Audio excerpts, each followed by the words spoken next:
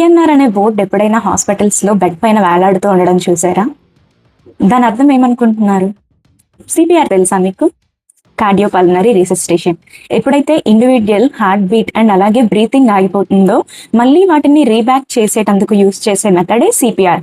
దీంట్లో హార్ట్ ని మన చేతులతో ఒత్తి మౌత్ టు మౌత్ బ్రీతింగ్ ఇవ్వడం వలన పేషెంట్ ని మళ్ళీ ప్రాణాలతో బయటకు తీసుకురావచ్చు. కానీ డిఎన్ఆర్ అనే బోర్డు అర్థం ఏంటంటే ఫుల్గా ఆపోజిట్ టు సిపిఆర్.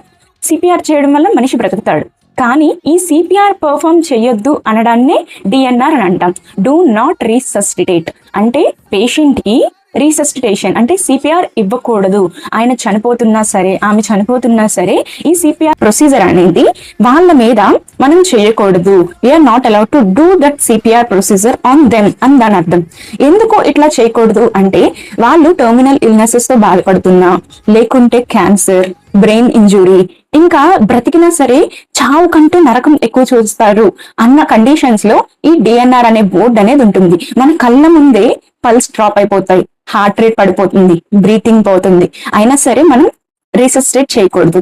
వీటిని డు నాట్ రీసస్టేట్ ఆర్ డిఎన్ఆర్ అని అంటారు. ఇది మీకు అర్థమైందని అనుకుంటున్నా. Thank you.